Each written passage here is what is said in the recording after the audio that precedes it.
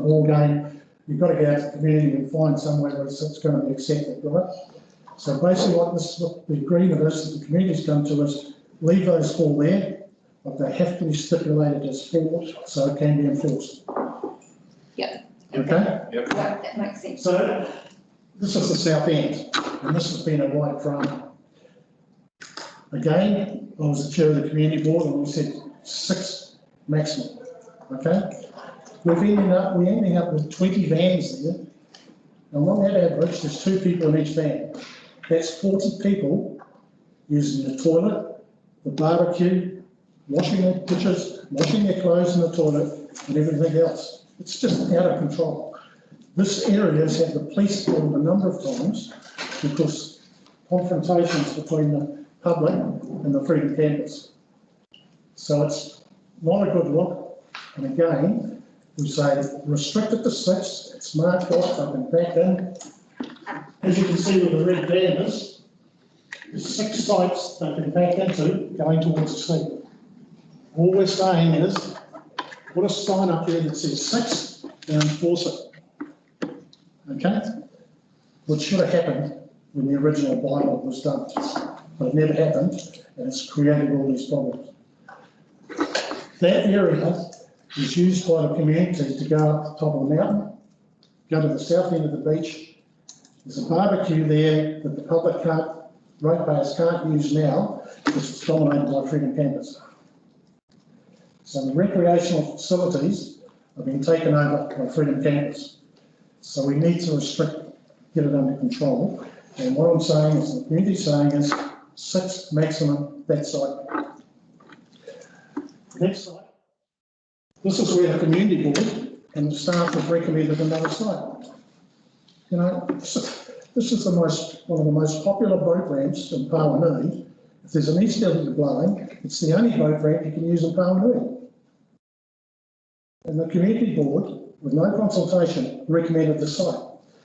Now, part of our submission, we put in a petition that over 400 people signed and said, no way is that going to happen, because it is just absolutely ridiculous. Okay?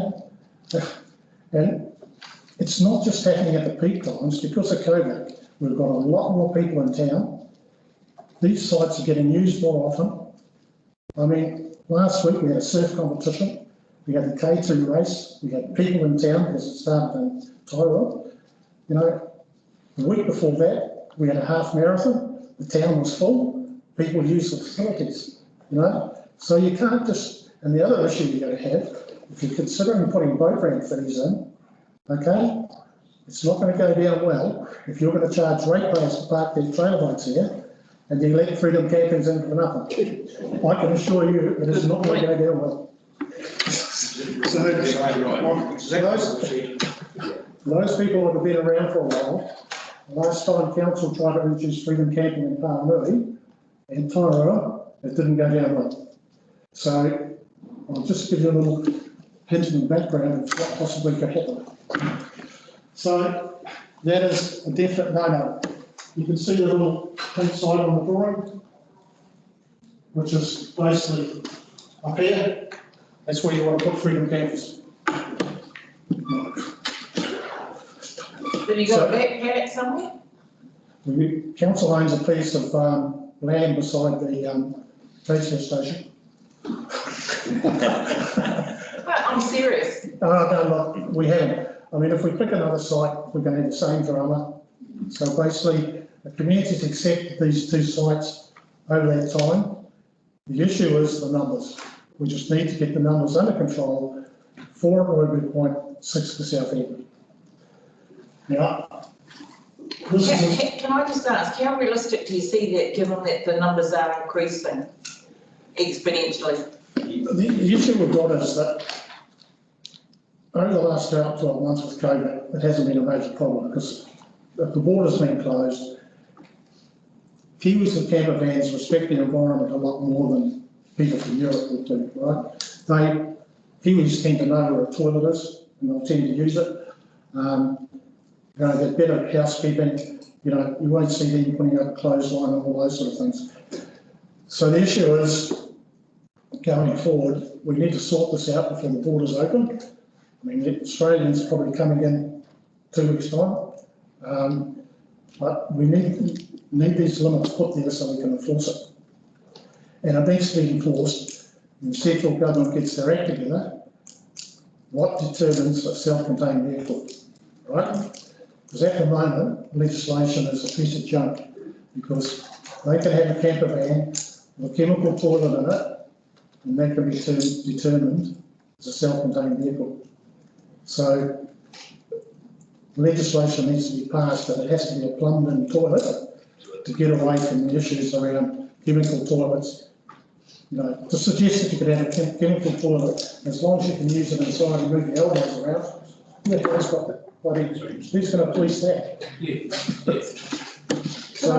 Can I ask another couple of questions? Yep. What is wrong with that transfer station land? It's pretty steep. It's like No, open it's pretty space. steep. It's steep. Yeah, it's pretty steep. Oh, is it? Okay. What about, just thinking randomly, and because you know the area, what say there was something at the Hikawai Hall servicing both Paranui and Tairua as a central point? Well, you've already got a campground in Paranui.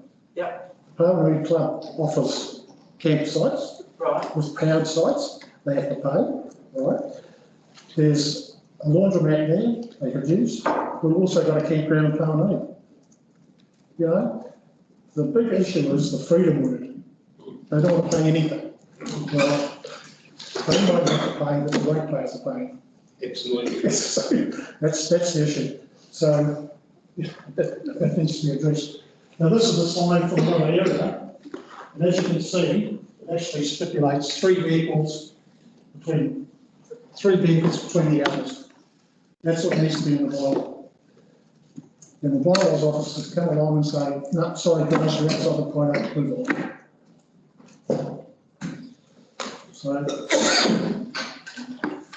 So basically, that's my presentation. If anybody's got any questions. So, are there any further questions of Bob? I was going to ask, if it's the three, are there three clear sites for them? Or is someone going to say, oh, I got here before them and I'm parked here and they came up after me? It's first and first, and if they're parked in the area, then they're, you know. The area, so it's Yeah, pretty. at the moment, I'll go back.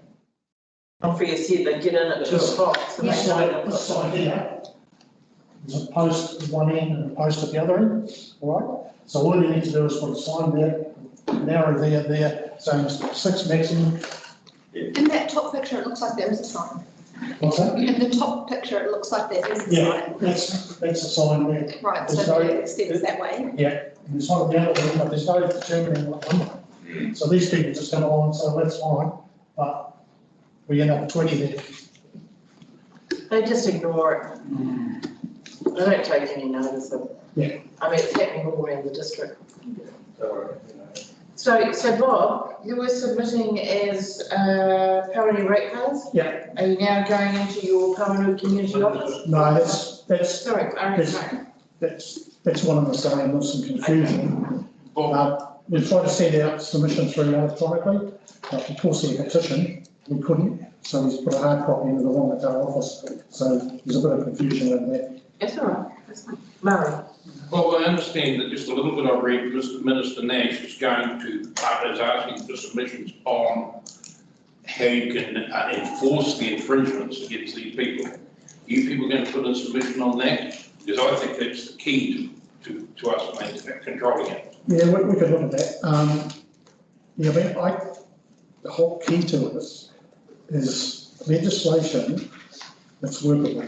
That's the issue. Yes, we will agree. Yeah, because what we've got now is not. Enforcement officers can't enforce it. Yeah, that's right. We're going to come to 2 questions. First of all, if you could take Freedom Camping out of Paranui, would you? Well, that's not what the community said. Okay. They basically said we'll live with restrictions on 2 sites. Second question, if the campground regulations were amended to allow private provision of paddocks and to the same level as a remote camp, would you support that? Yes. Yeah. But see, we had a person in Paranui that wanted to start at the campground, but the cost was so prohibitive. I mean, the council wanted 1.2 million to join the surge, you know, and he was looking at putting a campground in with about 120 sites. Now he's just given up on it, and now he's subdividing the land for 60 sections. So do you think that one submitter came in and raised all the issues in relation to campgrounds? Do you think there should be a no-go zone for freedom camping sites within a specified area of the campground?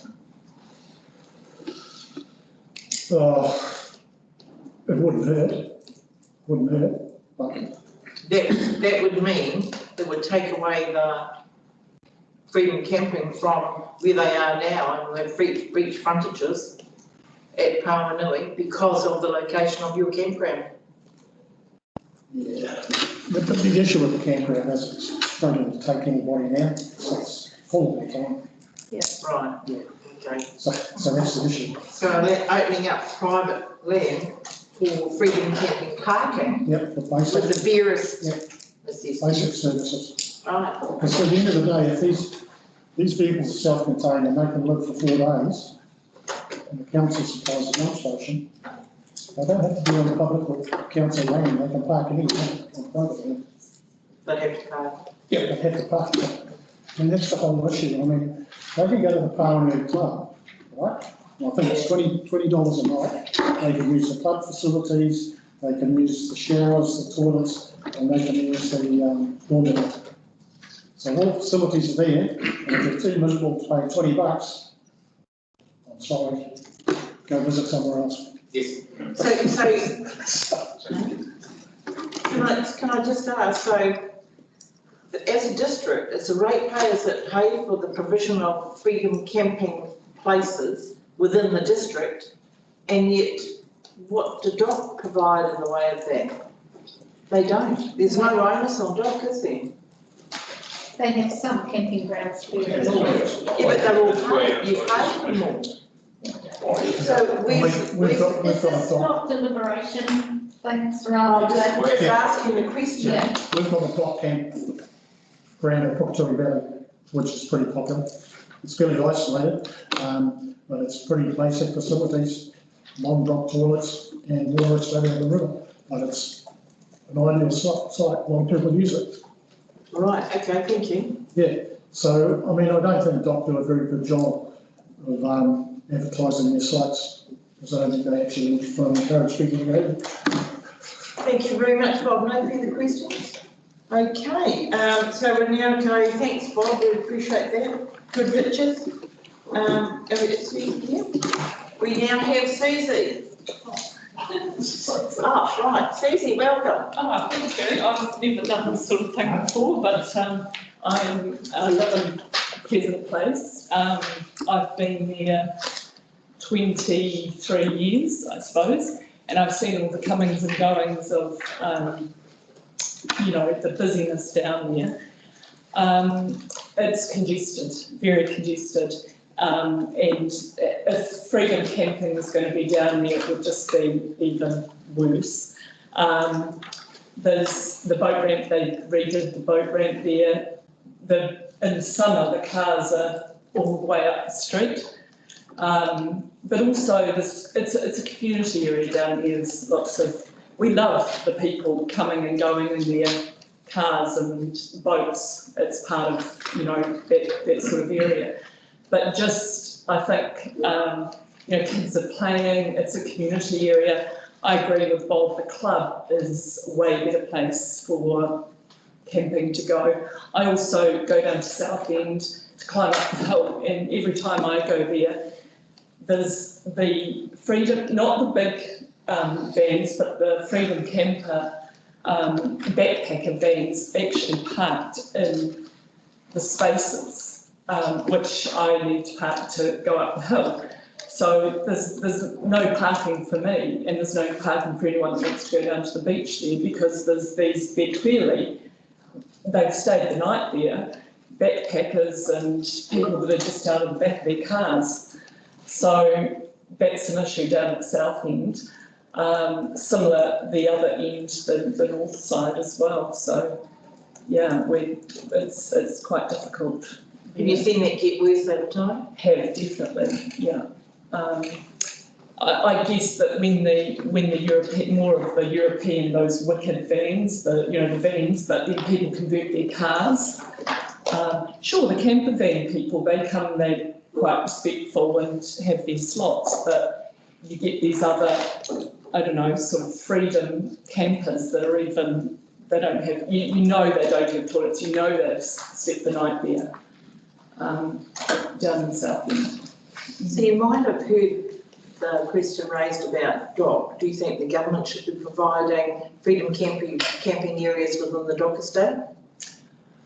I know that I've been to the one at Puketui Valley. It's beautiful. I mean, it's lovely out there, and I don't know of any other ones in the dock around Pāngai. Is it free? The dock one out at Puketui, I think there might be a donation or something. No, I'm not sure. No, it's $15 a head. Oh. Yeah. I'm not aware of any dock. That's why I'm asking the question. And Valley, Pardon? Carol Valley, there's a lot of camping sites up there for dogs. They're not free, are they? No, No. but nor is that, yeah. No, they're not free. Okay, so that was my question. Do you think the Crown on its lands should be providing freedom camping areas as well, rather than just on councils? No, I don't. I think there's plenty of, I mean, it's reasonably cheap for someone to pay $15 or $20 to have the beauty of being in a part of New Zealand. It should be, we shouldn't provide it for free. Okay, so you think that, right, I see what you're saying. Yeah. Okay, thank you, appreciate that. Do you want to say any? No, look, it's totally a bit unprepared, but, I'm very strongly against that. I just wanted to, I've taken a lot of photos down at Pleasant Place. The locals also go down there and just sit there at night, have a drink or something down on the Pleasant Place, and it's a place where locals also gather. And it's a beautiful part. It's got, they've provided a barbecue. I haven't seen too many people barbecuing there, but tables, toilet blocks there, the boat ramp, and never had a problem with anybody, down there. They respect the place. The rubbish is taken away and everything like that. So it's just a losing of your amenity, of a community amenity, because of the congestion from freedom camping. Freedom campers, yeah. It's. I don't think it's quite. It's fair to the community and to people that are in that area to take that away. Yeah. Martin. So is there currently some freedom campers do go down there? I have seen people down there. Certainly, I think in previous years, some of them tried to hide they go down there and into the tree area more to the right. Okay. But the locals, tend to knock on their feet and sort of ask them to move on. But sometimes you don't see it. They'll sneak down at night. I mean, I'm right on the road. I can sort of hear. I think, every time I hear a car down there, I sort of get up and have a look and see who's down there. Because it's not usual that people are down there that late at night. But you might get some people turning up there during the day and having a cup of tea. Yes, you do, and that's fine. Yeah, that's fine. I mean, but it's generally people coming down for with their boats for picnics. I think it's the only area for a water ski lane down there. I think there's one at Tangatori, but there's also the one at Pleasant Place, and it is lovely to see the families and everybody enjoying it, but it is very congested. The other boat ramp at Billy's Point, but like as Bob was saying, it is sort of sheltered, and the council have spent quite a bit of money in putting the new boat ramp facility to allow 2 cars to back down rather than 1. Any further questions? There being none. Thank you, Susie. We really appreciate you taking the time. It's okay. We do value hearing everybody come in. Yeah, thank you. That's great. Thank you very much indeed. Now, Mark Jones, we've got Mark on. Yes, we do. Yep. Hi, Mark. Hello, how are you? We're great. Good. I did send with my original submission some photos, but just listening to Susie and also Bob talk there, I don't know whether I'll be able to do this, whether I can share photos with you. I will try. We've been very impressed by people's technical expertise. Can you see those? Are you seeing? Yes. You are? Yes, we got it. Okay, well, that's good. If you can see that. So this was a photo that I took. I actually live on Pleasant Place. This is from my front garden. This was a couple of weeks ago, just to show you how busy it gets with people parked up down there. So essentially, this is the only site in Pawanui where you can stick your water toys in and then reposition yourself along that little waterfront there in order to be able to pull the water biscuit back up to the side, get the kids on, get the kids back out and go in and out. So what happens during the course of busy days is lots of people park their trailers there because they've launched, and then they use that frontage there. They set up for the day with their picnics and their all their bits and pieces, and all the kids hop on and hop off. So that really is the only site that you can do this at within Pawanui, and that was my angle to this. Is really you're repurposing. If you go freedom camping here, you're repurposing a site that's already busy and full with its original purpose. There are already 2 freedom camping sites and some other campgrounds, as Bob alluded to, in the area. So what you're doing here is you're taking away the one site that's got this activity going on and allowing sites that have got other activities to sort of expand into it. And then to Susie's point, I took this one the other day. That's also down there. That was one evening a couple of weeks ago where, as you can see, a family have turned up and they've parked themselves on a picnic bench, and the barbecues you can see over on the right-hand side there, they're not using. They've just brought down their chili bin and having a pleasant evening watching the sunset go down, which is again the purpose of the area. That's what it's for.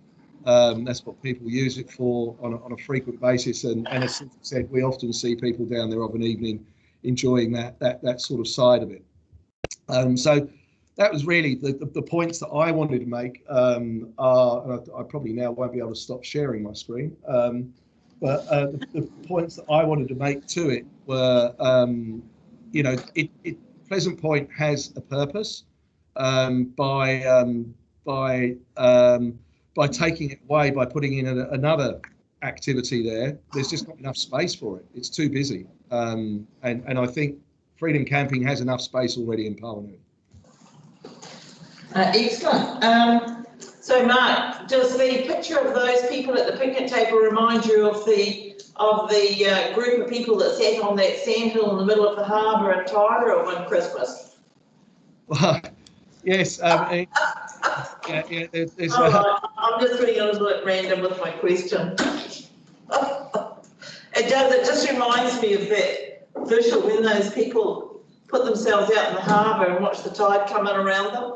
Yep. I don't know if you remember that. It was quite and picture that then with a whole bunch of wagons stuck in front and round them and all over them so they can't get there, because that place already has that purpose. Good on you. Are there any questions of Mark? There aren't any questions, Mark. You've had some pretty good support from the other submitters around the Pleasant Point and its value to the community as an amenity and for its treasured environment. So thank you for that. All right, thank you. We now have Daniel Barnes, a Territory Residents and Ratepayers Association. Daniel. Morena, everyone. First of all, you can hear and see me? Yes, we can. We just got to clear the screen up so we can see you better. Thank you. I'll share my screen and I'll check that you can see that as well. 1 second. We'll try and request. Right, we've got you now, Daniel. Awesome, fire away, Daniel. And can you see, I'm just checking, can you see my screen? Yes, we can see you. We can see you. We can't see your presentation. Okay. Let me just adjust that.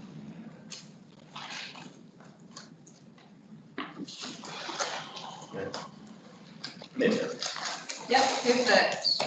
Can you see it now? Yes. Yes, we can, thanks. Thank you, great. Morena, everyone. To introduce myself via Teams, I'm Daniel Barnes, Chair of the Apushri Ratepayers and Residents Association. And in person, I believe Val Herbert, an Aura member and former chair, is also attending the meeting. I'll keep it brief. Our submission is that freedom camping should be prohibited on the Waiponga Reserve. Go into a number of reasons why. Here is some shots of the reserve taken by one of our residents, Val, who's with you. In our view, Waiponga Reserve has become a de facto camping ground, especially at peak season. This, to echo the remarks of people who've already spoken earlier, is compromising its basic function as a public car park. Waiponga Reserve has only single lane access and it's not suitable for high volumes of large vehicles, so there's a clear safety risk there, especially with lots of young children and elderly residents walking around. And what happens is campers turn into priority parkers, often occupying multiple parks with a single vehicle, because as you can see, there are buses, multiple buses, you get awnings, extensions, occupying multiple parks with a single vehicle for up to 48 hours. So, second point we'd make is all this is going on when there are two established low-cost facilities directly adjacent to the Waiponga Reserve. These are literally within 100 metres or so of the reserve. Along Oaktree Road, you have the Apushri Coastal Camping, which has been a popular camping ground for many years, and also the recently reopened Whorikawa Lodge, just a couple hundred metres up the road as well. So you've got two established low-cost facilities, or campers, that are directly adjacent to the current car park and reserve. So the question is, why should the council compete with these?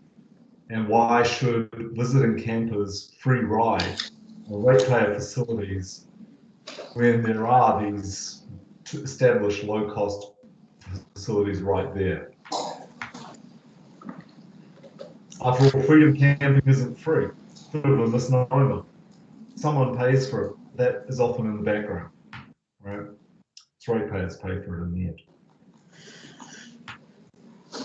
Third reason, there is a known severe forest fire risk in Apushri. The Apushri forest has had a problem with a number of trees dying. Someone's been poisoning the trees there. It's created a large amount of dry material. And there's a very common tendency for people to use the camping in the area to start fires, and the local fire chief is down there constantly trying to get rid of that, particularly during the summer months. Encouraging overnight freedom camping right next door to this fire risk puts the whole area at risk. Fourth reason, Whorikawa is a wildlife reserve. It's a fragile environment where human impact should be minimised and controlled. It's not an area where people launch boats, or you're not even allowed to take vehicles onto the beach. We're encouraging large vehicles to be brought very close to this area, directly into the car park adjacent to it. So I guess the fifth reason is that we're seeing, as other people have noted, that pressure for change. It's clear that a lot of the freedom camping is actually putting a lot of facilities under strain, not just here but nationally. Pressure for change is growing at a government level. And also at a local community level, I think I can report as chair of the Ratepayers Group, we do hear a lot of an increasing level of complaints around this.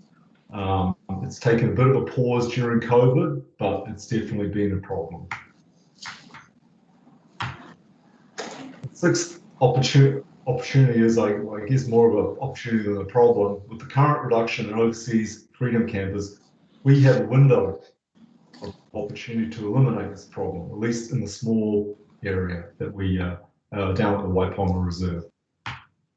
It can be done with a minimum of inconvenience, as campers can be redirected to the existing low-cost commercial facilities right next door.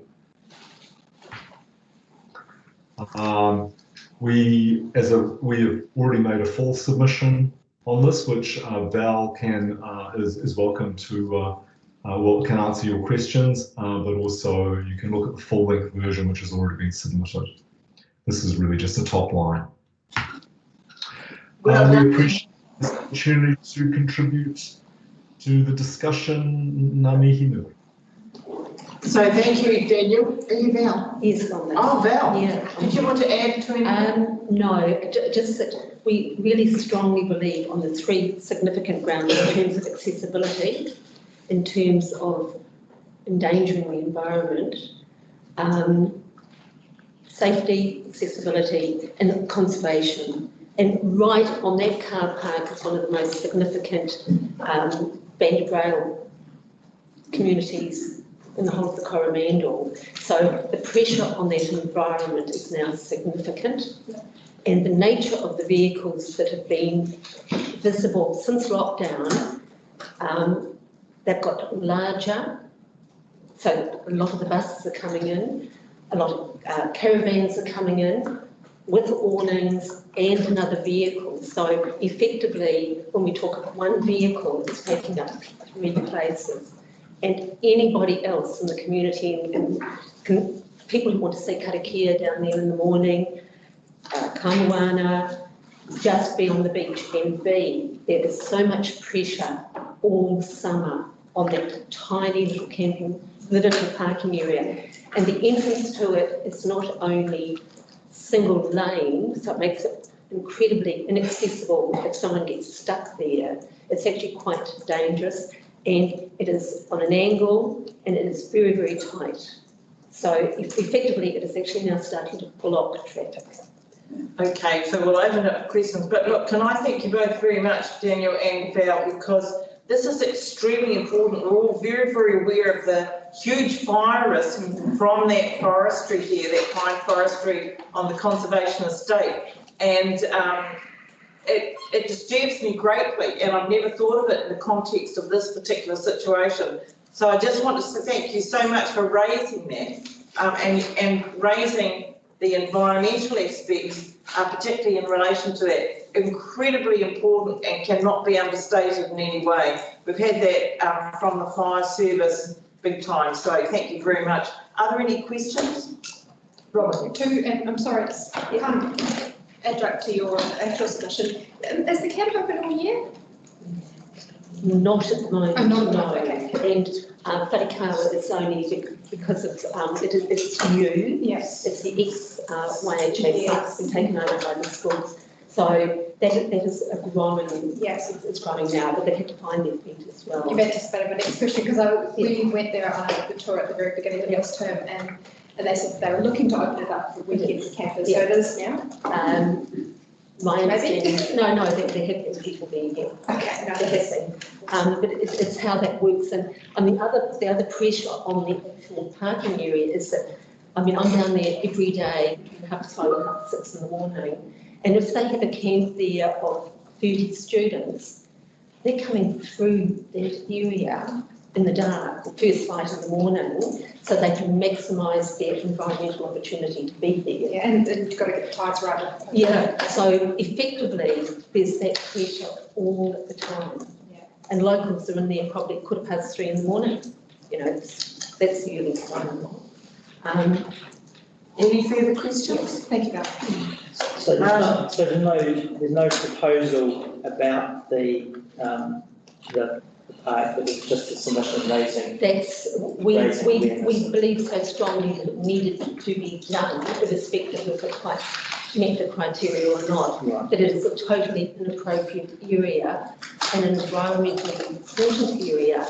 You've explained it very well, Daniel, and under your environmental heading. Yeah. And the other headings can come in under that, so that's been well covered. Yeah.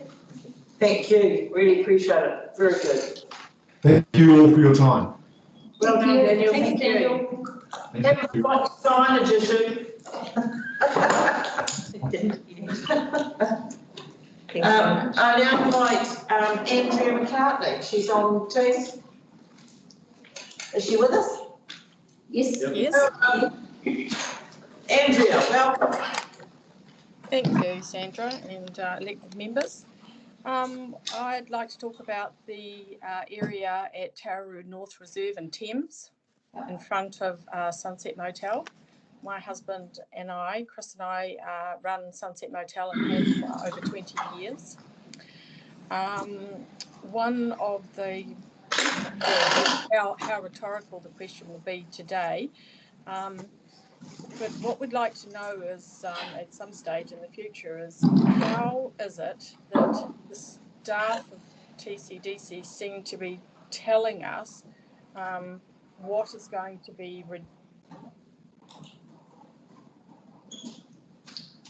Hello, you're frozen. She's dropped out. right? Yeah, you're back. Yeah, I don't know where that went. I may not wave your arms around. Okay. So did you hear all of that or not? No, nothing. Okay. So We heard from the, keep going. I've got full service, everything's fine. What we'd like to know is why is it that staff with inside council seem to decide which areas were up for review and changes with no input from affected parties. So we seem to have this review come out, but we weren't actually part of the process. We weren't consulted about the process that council undertakes. So Well, we have to put out something, and so that's why we're consulting with the public and why you're making a submission. Chris might jump in here. It seems to me, hello, it's Chris here, that the consultation process was very narrow. We were sent what was actually going to be consulted on, and that there were the few areas that were going to be changed in their designated areas. But there was actually no opportunity or no formal process put in place that we could actually have input into what areas should or should not be prohibited or changed from the Freedom Camping. But that's your opportunity, it's right now. Okay, all right. Right now. Secondly, we're very happy that Minister Nash has put out a review, and of course we will be submitting to that. The blue self-contained in inverted commas sticker seems to have lost all meaning. You know, we believe that freedom camping means that you should be fully self-contained, plumbed toilets and wastewater. Of course, without the Northern European tourists, or as many coming in from outside the country, that has reduced somewhat. But we know that when the borders open again, we'll be back to vans and me avoiding picking up. I pick up all the rubbish on the reserve that I can on my walks each day. Me avoiding picking up tissue paper again, which is a bit of a shame because it's very, very, yes, it's not a very nice process. Also, we'd just like to talk about the enforcement side of things. So the officers come and they may drive over to someone who's outside the set area. Maybe there's a written notice, but they don't actually move them on as such. So I'm not quite sure what the internal bylaws system, how that works. But it'd be really good if they actually said, well, actually, no, you need to move on now, kind of thing. The other thing, there's no proactive signage. So there's small signage to say you can park here between these signs, and it's delineated by some rocks which have been put there, but there's no proactive signage in the other areas to say you can't park in this open area. So we also believe that there's sufficient freedom camping areas if the council wants them at Rhodes Park, so that large area there. There's plenty of room there. There's actually toilets there if they need them. There's no facilities at the Tararoo North Reserve there, and the town shoppers car park is the other area. And as mentioned, you know, what's the dock people doing? But apart from that, those are the areas, and we don't believe areas where there aren't any facilities should be used at all. Right, good point. Okay, so what you're saying is that the Tararoo Reserve should be taken out in preference for the use of Rhodes Park. Is that correct? Yes, that's correct. Yeah. That's clear. Are there any further questions of Andrew? There being none, thank you very much, Andrew. I know you're pretty busy. Appreciate you being able to take the time to zap in. Thank you. Thanks for listening, team. Good on you. Appreciate it. Okay, so now Theodore Ward. Welcome. Thank you for coming all this way. You can do teams from Coromandel or probably even Colwell. Yeah, please grab a seat. So thank you very much for hearing what I have to say or what I've written. I'd rather take it that it's been read. Yes. Don't want me to read it again. No. So it's about the Port Jackson Road again, the area between McDonald's Bay and Fantail Bay. I think it's known quite well to a lot of you. And a lot of the actions that happen there are known also to quite a few of you. So nothing's changed really. The greatest danger and threat, two of them, is fire and no toilet facilities. And of course up there this year is quite something. It's just horrible to walk down amongst the trees. It doesn't seem to matter what is done, the fires still start. People want to have that little picnic fire right on top of the roots of the car often. Just in the last month, I've dealt with 3 little fires. And I know we've been told to call the fire brigade in, but by the time they put themselves together and all that way up there, the fires either got out of control or, you know, it's so small, just a word with the folks concerned often does fix the problem, but that's not my business. You know, we've done it for years, and it's often out of hours in the dark.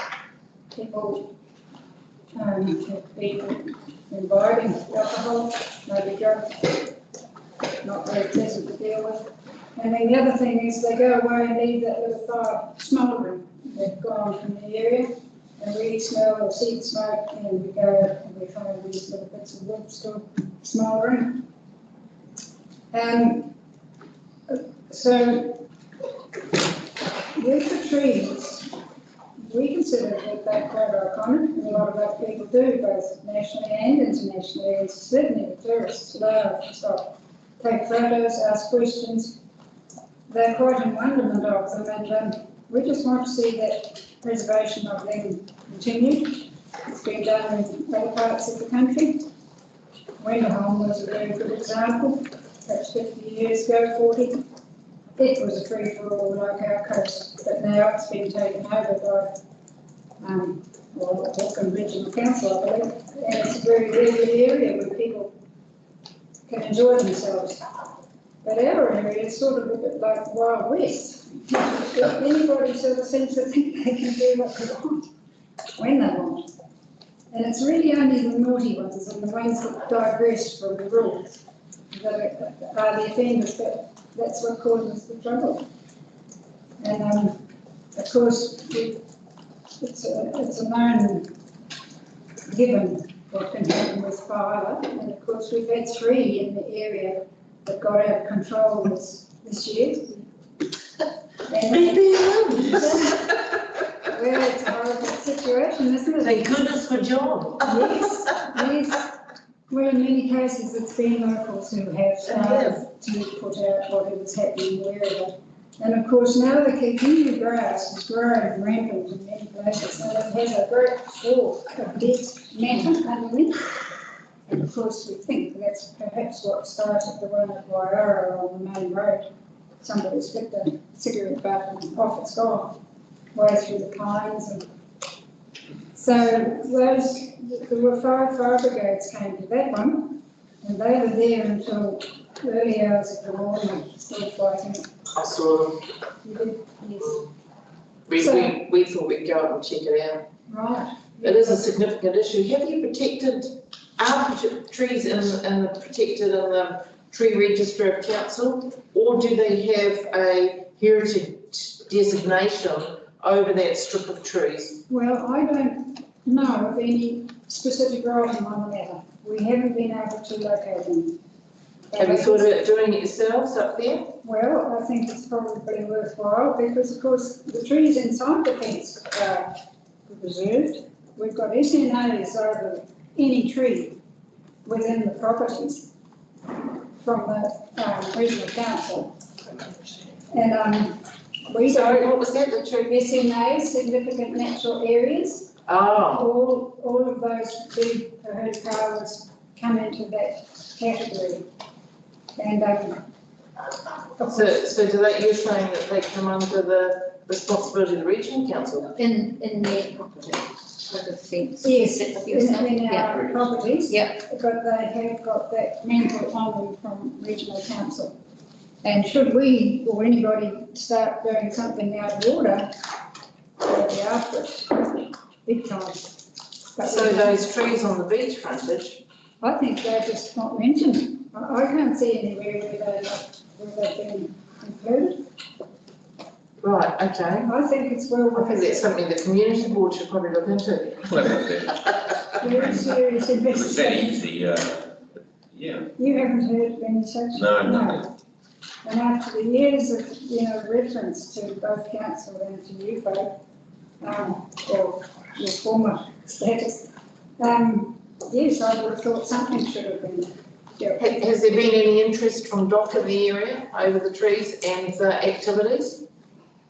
Or any oversight from DOC following discussions that I've had with them? No. Well, they're never there when it happens.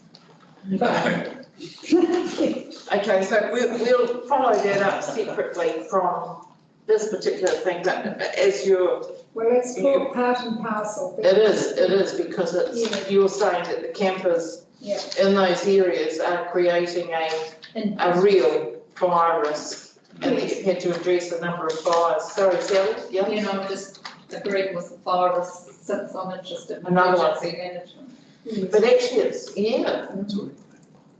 Can it get worse? Right, I think we're going to have to look at that a bit closer about how we, because it's such an isolated spot. The problem is, my understanding is that everyone's finding it very difficult to try and address the issue up here.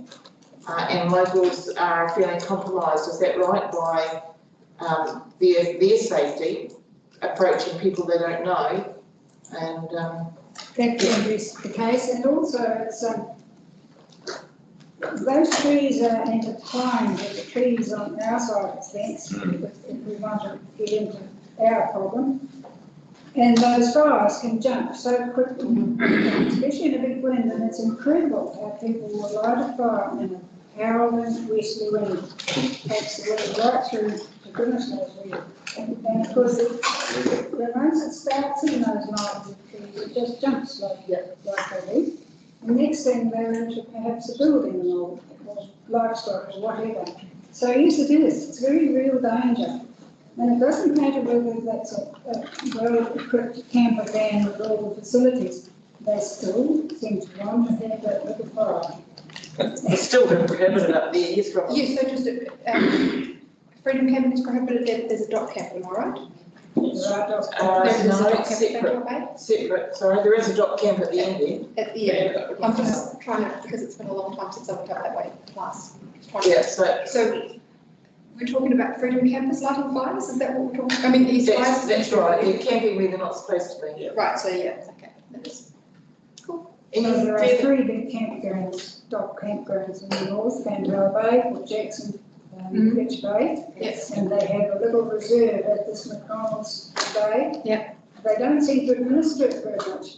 There are not a lot of different power trees, but they're up on the bank on the private land above. Okay. But the people just seem to park there for ad infinitum. And so dock isn't really. Do you think we need to increase our fines and our littering fees exponentially to try and act as a deterrent? Because I know Auckland fly tipping has now increased their fines up to 30,000. Whoa. Well, Fly tipping. Gets back to enforcement. though. Yeah. So we can discuss that level of service, but do you think those things should be increased? well, whatever it takes to, Right. whatever it takes to deter this thing. Well, that's the thing. And then, later on in the season, some of them stay there for some weeks, if they're not apprehended by the warden. And sometimes we do report, in fact, we've reported quite a lot, different events and different people camping there. And the wardens have been good, they come out, but oh dear, it's never ending. And you've also reported, as I understand it, you've also reported people taking out trailer loads of firewood, absolutely. of cut for who And truckloads. They- just putting it out there. Truckloads. And you've probably have seen them, anybody living on the road south of those trees will have seen them going through with the trees on board and cut firewood. And we believe that should stop. Obviously, if a tree drops on the road and it's dropped clean of the stump, it may never grow again, and it's got to go. So that may be okay to take that out. But the ones that drop into the reserve or anywhere along, very often they're still attached and they will grow again. Yeah. But the vultures come along and give them a chance. They hit them with the chainsaws before the wood hardens, because it's easy to cut when it's green, and they disappear. And we know they're selling. It's not just for home use. Thank you very much, Theodore. Appreciate you coming out. Well, thank you for hearing me, and sorry to be on about this again, but No, keep doing it because, we do need to think about how we might improve the situation there. well, I think if something substantial could be put across the trees, we don't want to hinder road work, but surely wherever a reserve is,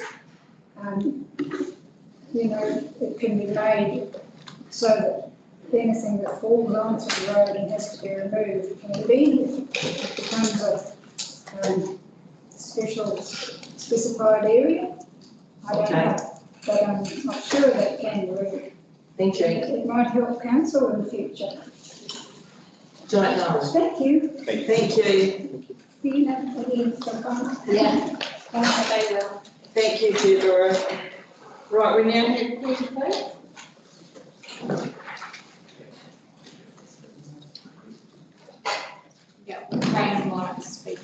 Welcome, Peter. It's like for Peter and Graham. Morning. Morning. So you've got the two, Just got you've it got in the morning. two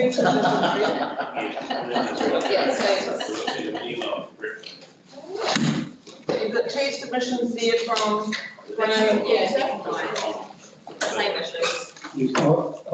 Unfortunately, I wasn't expecting such a large group to be, so I was only. That's right, as long as you're speaking to it, and so as long as we've got copies for our deliberations, that's the key thing. Yes, I can do it very quickly.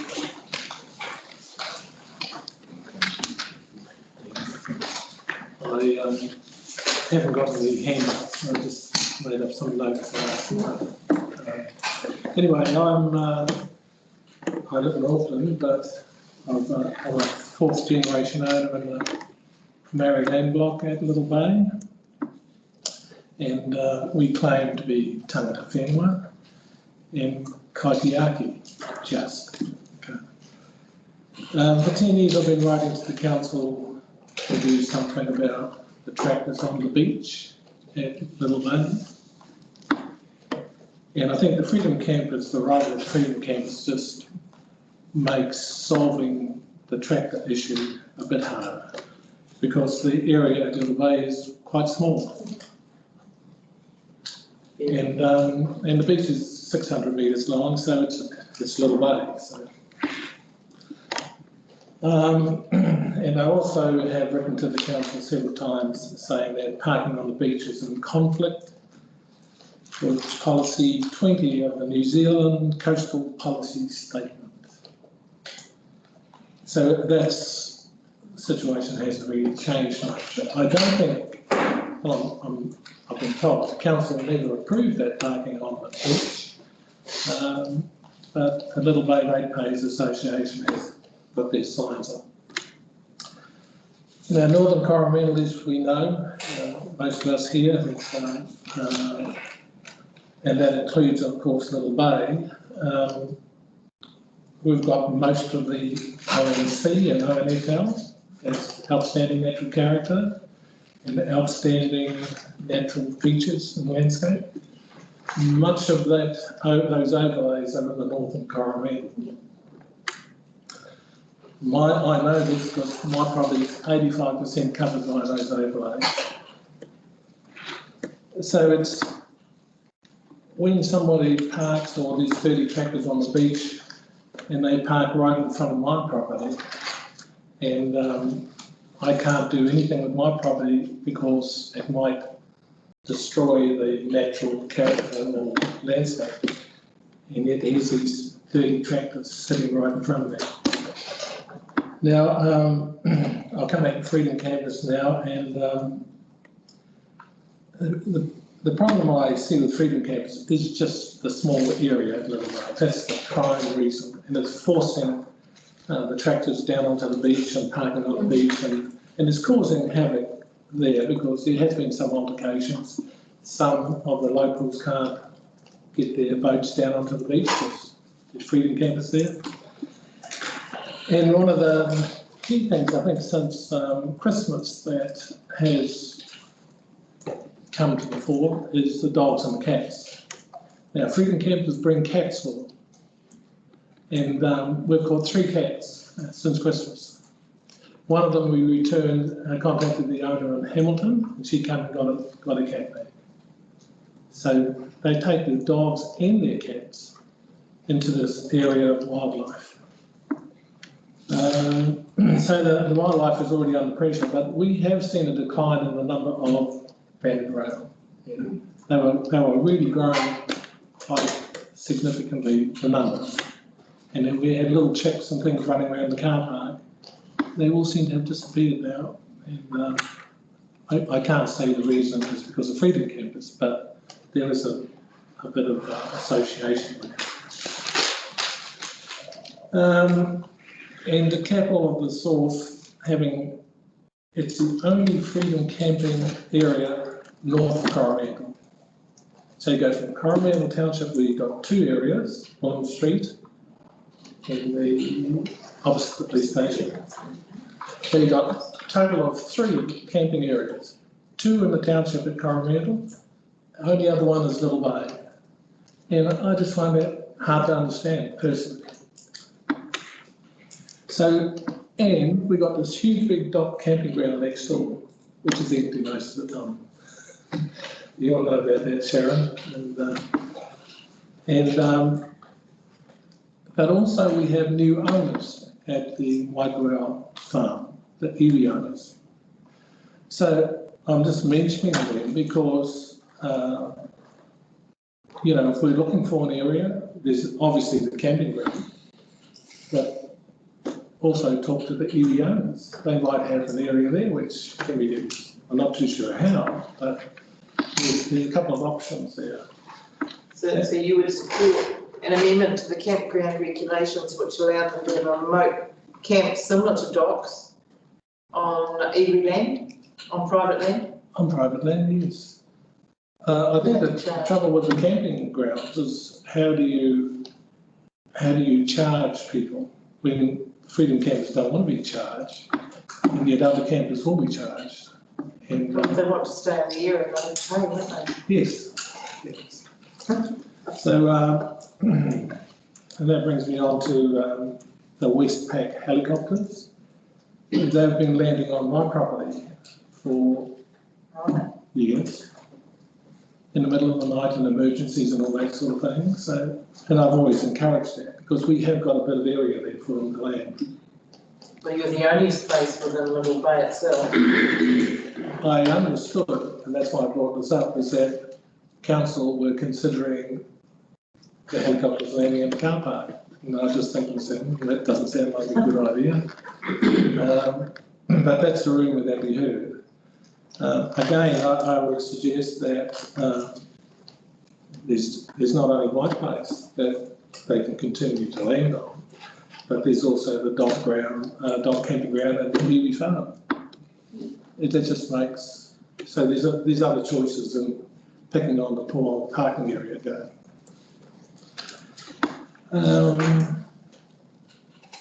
So I think in summary, it's just that restricted area at Little Bay is bulging. I want the tractors off the beach. I don't think they should be on the beach.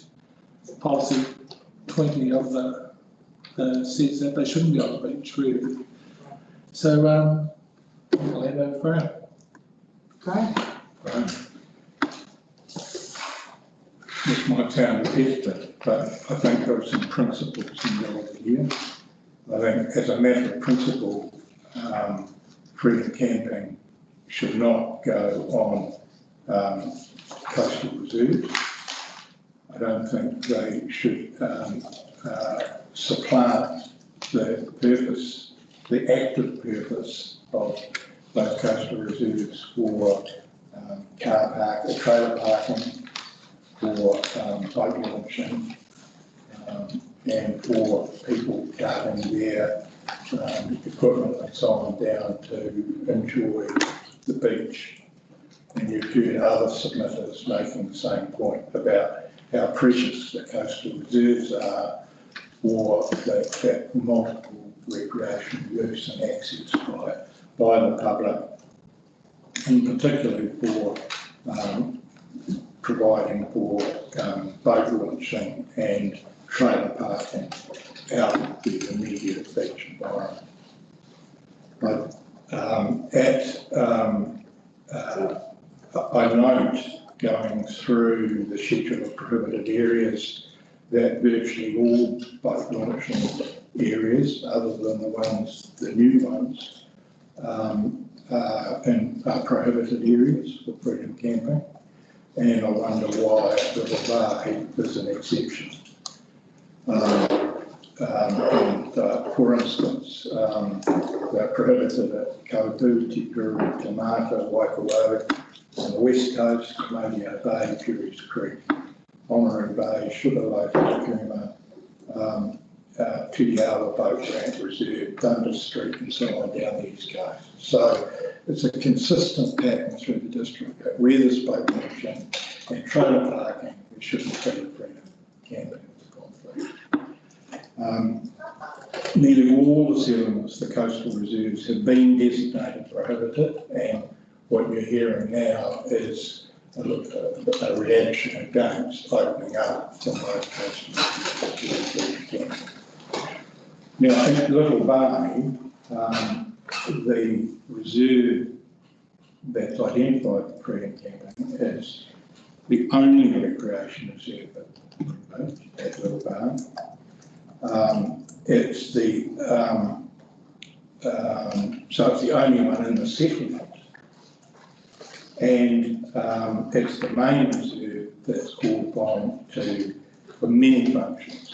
And Peter's talked about the preserving natural heritage values, the landform, the tidal estuary and the wetland where the rail, the rare and endangered bird roosting area right on the beach, the doctoral area, and the indigenous vegetation of Portugal and Pinot Gras. There's the Historic Heritage Associations connected with Tamarapenua and Urupara and the sand dunes. the arrangement, providing, and then the small area where there are public facilities such as the toilet block and sealed area for parking. And that's a very precious area. Most of the summer it's been full. Last weekend I was there, and the boat trailers that Peter was talking about were parked on the beach, and the Freedom Camping vans were parked in the only area where you go head in with your trailer after launching your boat, next to the toilet block, in order to be able to do your 3-point turn with the trailer.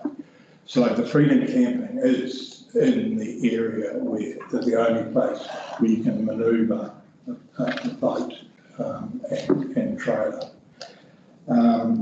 So I raised the question then in a wider context and say, what contribution is council making through its various funding sources to enlarge public reserves in some of the settlements to not only cater for the growing population, but also to provide facilities for freedom camping?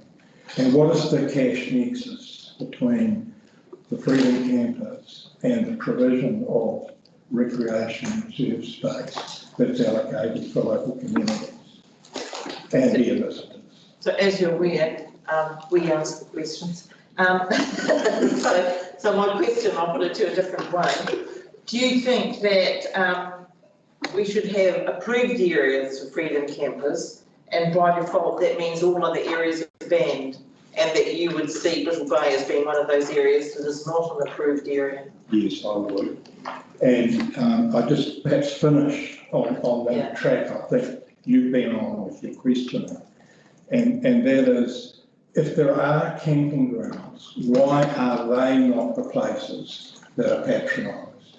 And I very facetiously put at the end of my submission the fact that if council really wants to provide free freedom camping, why doesn't it buy some space at Waikawa off dock and provide free freedom camping for people who are not going to pay in the dock camping ground at Waikawa? So can I ask you a question? Do you think that the dock Crown with its conservation estate for the New Zealand public should be providing freedom camping sites instead of putting it on councils? Well, again, the same cash nexus, that you just shift from being a ratepayer to a taxpayer. So and I think the government, I think the parties are looking at this at the moment. Yeah. And where I'm coming from today is that planning vision of saying, how do you accommodate your visitors and how does that benefit the community? And that's why I raised, what is the relationship between these visitors and your local community? You've seen an increase in the influx of freedom campers, so-called. Yes. Do you see among that it now becoming an actual lifestyle where people are living it as a choice of how they live in a small space and how they do that? And a lot of them are grey-haired like me.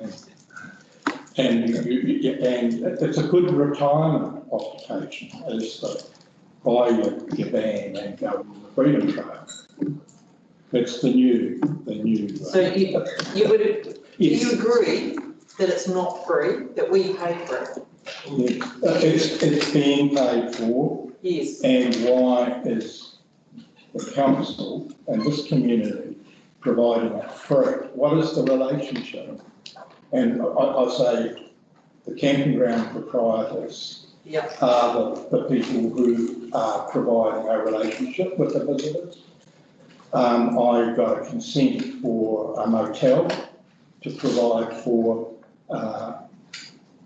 any kind of freedom camping because they didn't need to have in-van services because they could use the motel services, the laundry and all that kind of stuff. There's an opportunity for people who are in the hospitality business to provide a cash access relationship with the visitors and provide services. So did you also support the potential amendment to the campground regulations for private property people, to provide the same level of remote camp facilities that DOC does?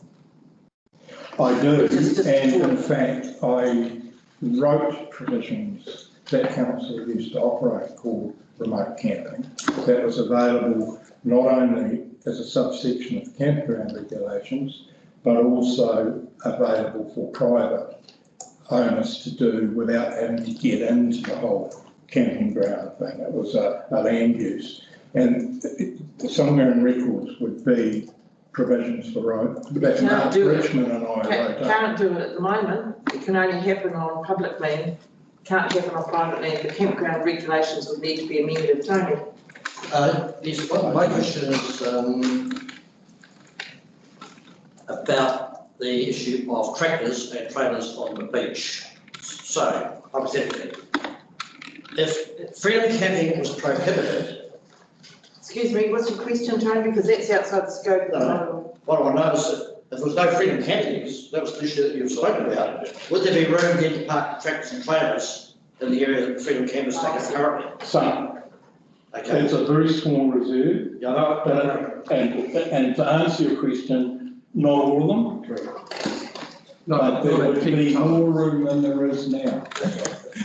That's good. Okay, any other questions of Graham and Peter? Perhaps I'd just make one little comment. Is it the New Zealand Motor Caravans? What's that association there? The Motor Caravans Association, MCA. Because they've got 50,000 members or something? 100,000. 100,000. Why don't they front up with a fee for for going into DOC camping ground? Well, they have 47 sites themselves around the country, and they charge $6 a night for their members, and we pay $90 a year, and they provide lots of. But they still expect free. Okay, enough. So, we'll leave that there. Thank you very much indeed. Really appreciate you coming in with that, both of you. And I have a significant file on Little Bay. It's about that's it, of a lot of correspondence and photographs, and it's a consistent issue in Little Bay. So thank you very much for your presentations. Right, so we now move on to Peter Scott via Teams. Peter, you with us? Are you there, Peter? It's been on and off, hasn't it? Here he is.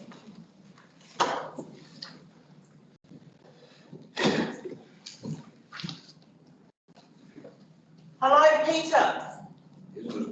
No. Microphone on. Can't hear. Yeah, he's got his microphone across the creek. Can you do it? Yeah, we're just trying to access.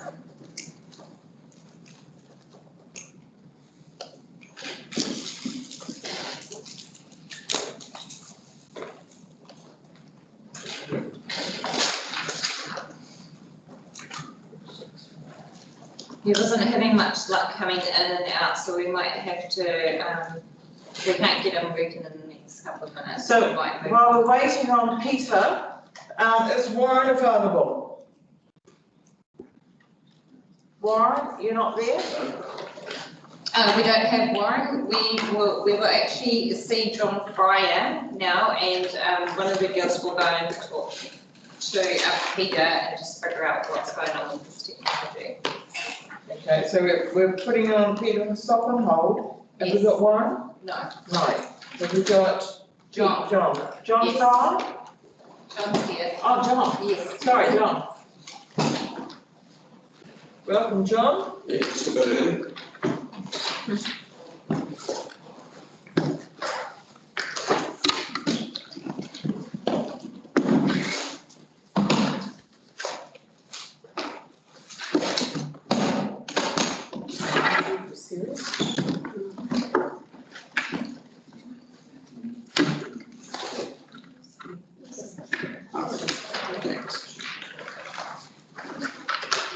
I'm a ratepayer. I'm a member of New Zealand Motorhome Association.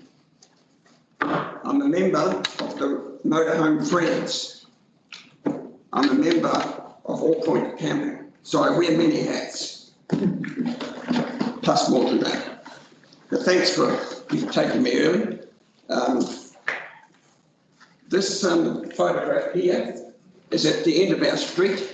As a ratepayer, I did 200 metres from this sign, and I find it a little bit confusing for a start. I'm not sure how kosher a little sign like that is. And for us guys with bad eyesight, how we can read it. I think it can look a little bit prettier, it can look a little bit more official. But I do like this. Although it's commercial, and you're not supposed to be commercial, the council says, it takes one of the problems areas I see with people hanging their dirty washing up all over the place. And with the advent of these laundries throughout the country, I don't see any need for anybody to be hanging their washing up to dry. And when you see in the paper photographs like that, looks like you pass it around, I think it's abysmal. This sign is also ambiguous. There is two sides. Do you park parallel or at 90 degrees? It has different results. My motorhome will just about take the two posts. It's 8.1 metres long. But if you put them this way, you might get 4 in, although I've seen more stacked in there than that. So what does it really mean? Well, we've thought about some things, but we haven't thought about everything. Or perhaps we can't get it on the side. And next one is this one, isn't it?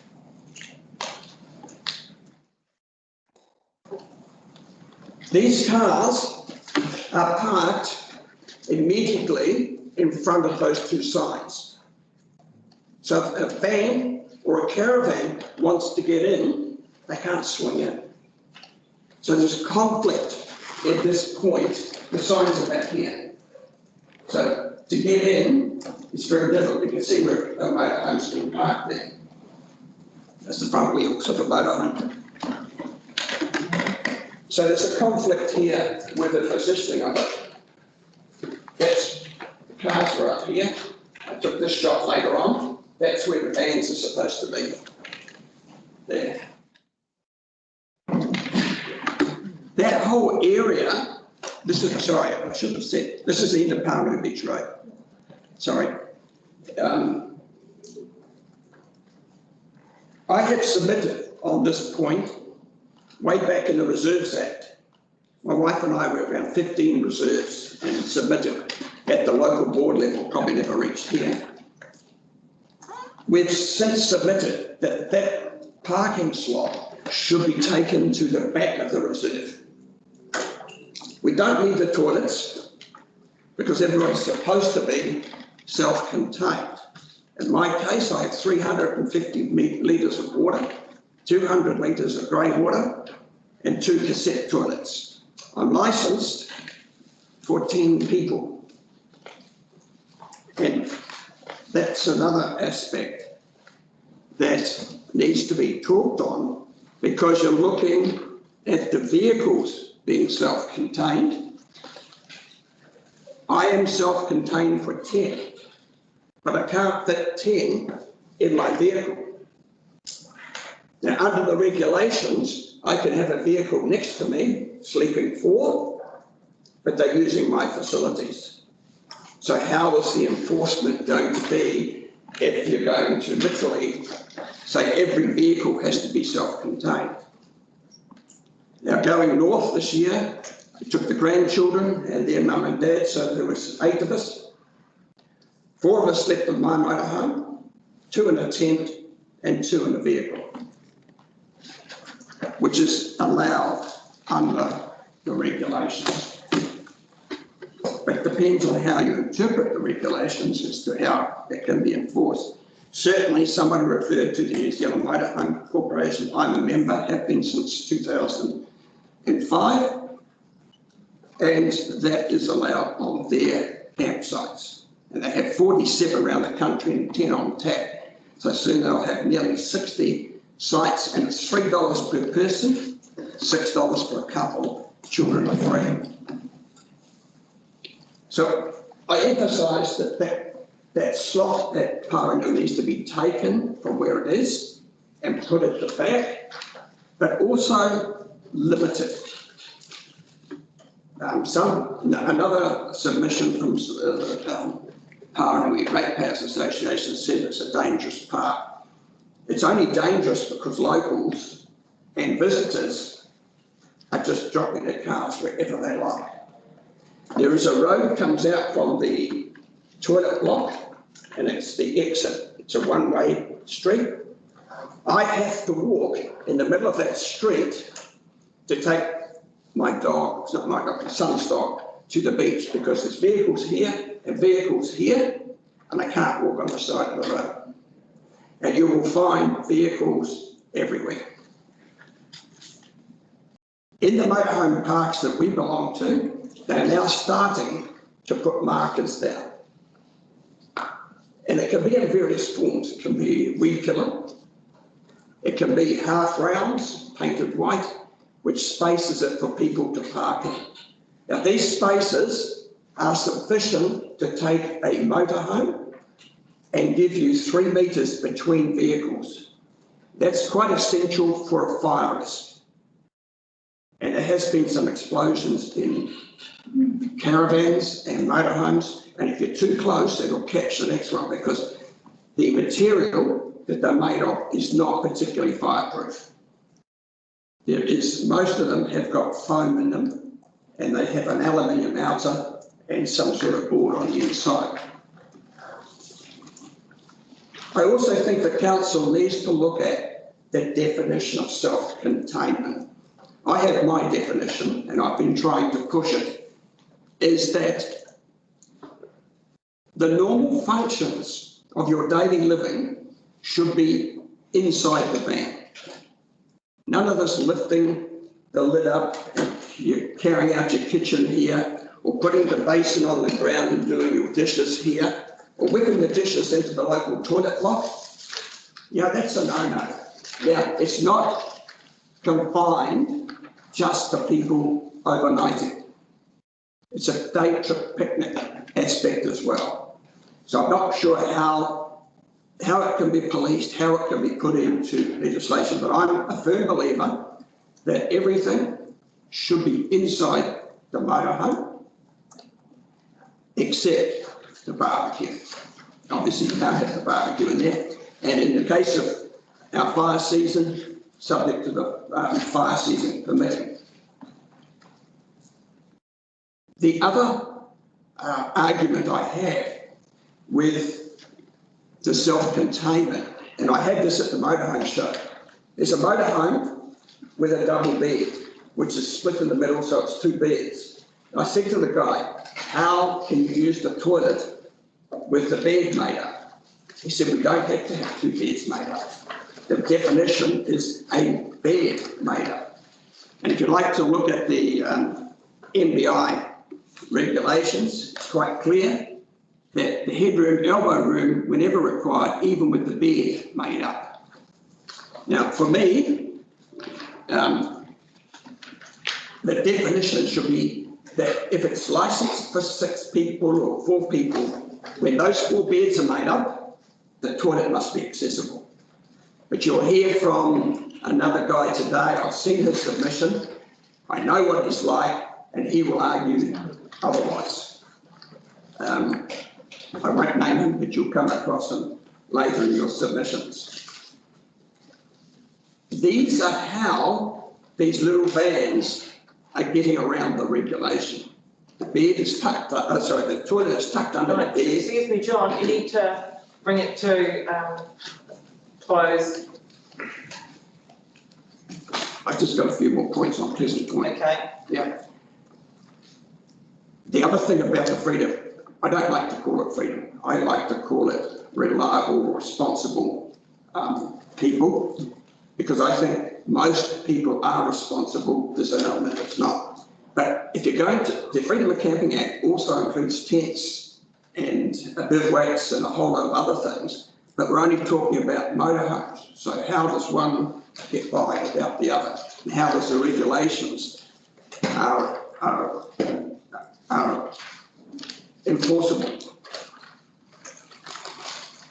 Pleasant Point, there's evidently a petition that's been taken up, and I found it on Sunday night. I'm a member of that association, and I could not get any information from them about why, or what, or when. But I've read their submission, and I would question a couple of things there. They say they've got 400 signatures. I had a quick look through last night. One address is 6 signatures. There's somebody's signed it twice, and he's a prominent person in Auckland. And a couple of properties, there's at least 4 signatures. Do they have 4 memberships, or is it 1 membership and 4 people in the households? That's not something we consider, John. We take into account just all the submissions that are made, regardless. Okay, I'm just querying the 400 signatures. Could you please stick to key points and bring it to a conclusion? Yeah.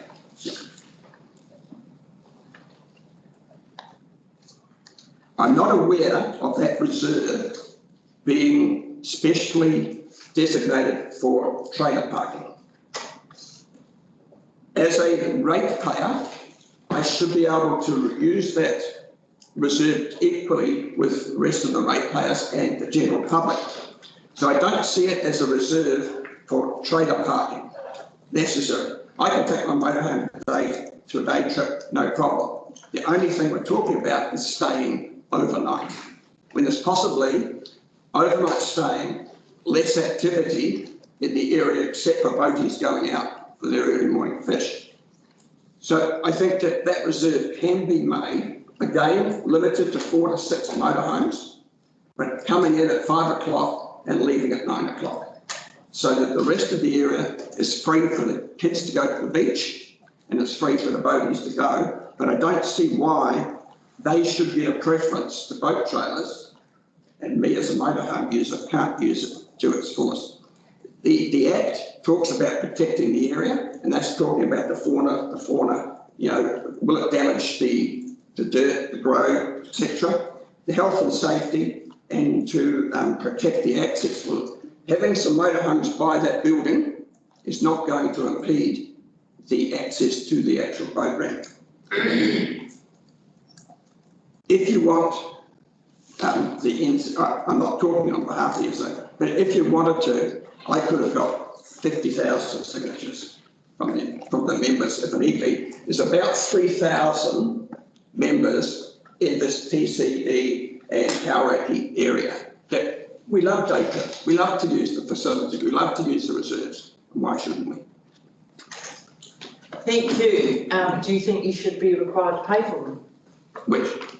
Anyone wanting to use those facilities that is not a ratepayer, do you think they should be paying for them? That's a good question. I don't believe that, going back to the term freedom, I don't think it's free, as in it doesn't cost anything. I think it means free as in you can go anywhere. So I like to change it to reliable, and we do pay for things. Some councils are trialling a compactor where you actually pay to put your rubbish in on some of these dotted around. I think it's in the mainland. You know, we've already had those for quite a while. Okay, are there any other questions for John? Thank you, John. Appreciate your submission. Are there other committees here now? Peter Scott? No, we're going to try and contact him after lunch. So you we have a lunch break now. Yeah, because we have those at the track lane. Right, okay, well, thank you very much, everybody. We're now going to break for lunch and hopefully we'll be able to get some of the Zoom